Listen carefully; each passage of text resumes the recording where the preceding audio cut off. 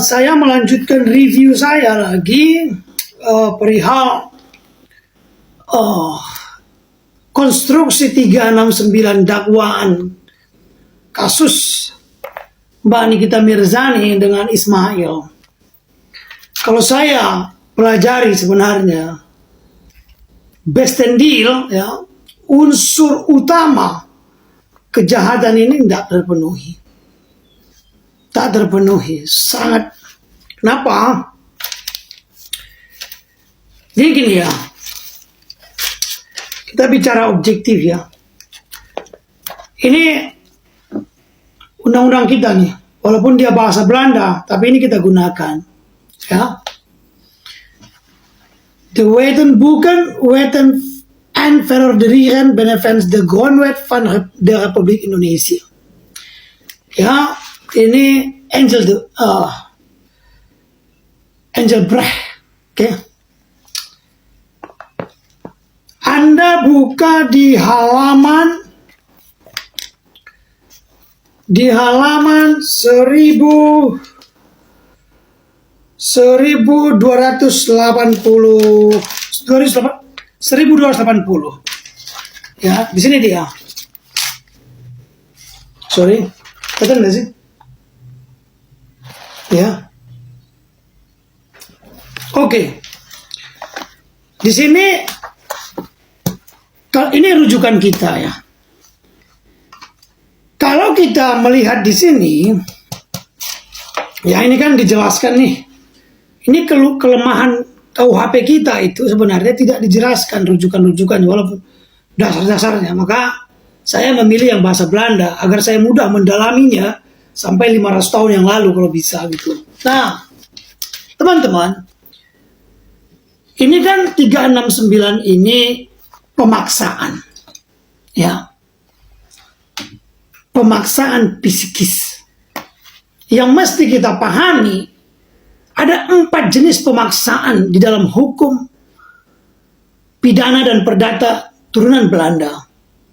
3 untuk pidana, 1 untuk perdata. Sorry, bukan 3 untuk pidana, 2 untuk pidana, walaupun dia 3. Ada duingan. Duingan nggak pakai D. Itu kata sifat dia, memaksa artinya. Nah, saya sudah pelajari dari kemarin-kemarin, seminggu ini ya. Ada duingan, ini kata sifat. Ketika dia dimasukkan huruf D, duingan gitu ya, akhirannya, maka dia sifatnya memaksa. Ini bicara tentang konstruksi undang-undang. Duingan reh. Ya, hukum yang memaksa.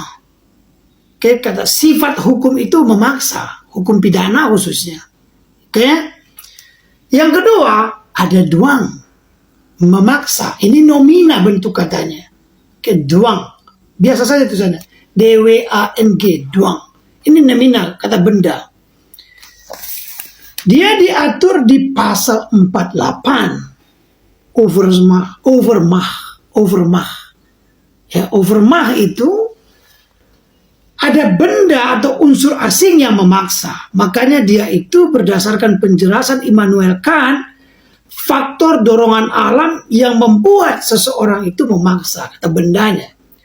Ada pasal 48, pasal 49, pasal 50, 51 KUHP. Itu duang. Ada 368 dan 369. Ini disebut juga duang medelen. Ya. Duang medelen itu bagian dari duang tadi, 48. Nah, di sini dijelaskan rujukannya 310, 311. Jadi yang 310 itu tentang pencemaran nama baik. Karena sudah dianulir, onar dan segala macam itu oleh Mahkamah Konstitusi. Perbuatannya di UU ITE, perbuatannya itu dilakukan, tools kejahatan itu UU ITE, elektronik, ya. Kalau kita melihat duang medelen ini, ya, maka alat paksaan utama berupa dari unsur utamanya, ya, ancaman atau chantage, gitu ya. Chantage adalah pencemaran nama baik. Unsur utama 369 ini adalah pencemaran nama baik. Sama sebenarnya. Maka kalau kita lihat di dakwaan, saya berkali-kali nih, puluhan kali mungkin saya sebutkan dalam diskusi media sosial atau di dalam video-video saya sebelumnya. Best deal ini kan best deal ini yang wajib dibuktikan oleh JPU. Bukan dia elemen, bukan hanya kata barang siapa, ya, dengan sengaja, bukan. Ya.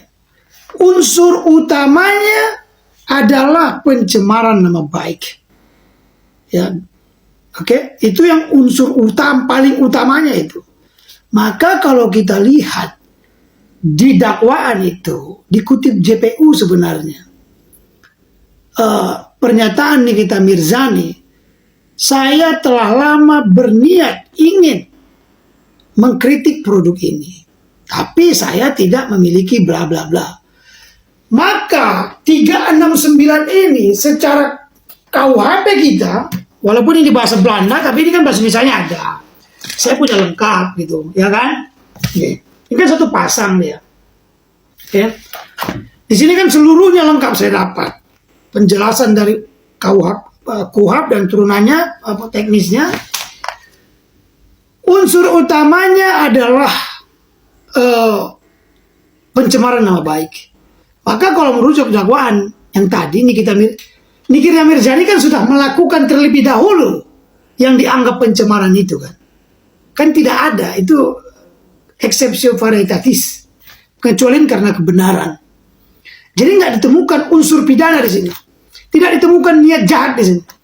Secara konstruksi KUHP, baik yang ini menurut saya yang paling dalam. Saya tidak membaca sekedar tulisan di Google, saya tidak membaca sekedar pasal-pasal. Jadi kita harus dapat ruhnya, akar lahirnya, iya kan? Karena kayak contoh nih, kalau saya lebih balik lagi ke atas, Duingen, ya. Duingen reh, kata sifat dia. Contoh ya, saya tarik undang-undang perampasan aset. Hukumnya saja sudah memaksa perampasan itu kejahatan. Itu bahaya kan sebenarnya. Jadi orang akan semena-mena kalau tidak memahami konstruksi hukum itu. Dari kata itu baru masalah sejak awal. Nah, saya kembali lagi. Saya mau tegaskan secara doktrin KUHP, ya, tidak terpenuhi unsurnya ini. Sama sekali tidak terpenuhi best deal. Makanya JPU itu kerap kali membacakan WA antara Ismail, Oki dengan Nikmir. Contoh begeng. Itu kan bukan pencemaran, itu komunikasi pribadi. Tapi mereka menggunakan bahasa itu mengkencengkan. Makanya selama ini pengadilan itu dibolehkan live. Live itu untuk menggiring bahwa Nikita Mirzani melakukan pencemaran, pemerasan. Sekarang kan dibatasi. Itu jahatnya mereka itu. Itu kejahatan yang tersembunyi sebenarnya. Ya, teman-teman, kita percaya kalau butuh pendalaman lebih dalam, saya bisa jabarkan lebih konkret sifatnya. Terima kasih. Wassalamualaikum warahmatullahi wabarakatuh.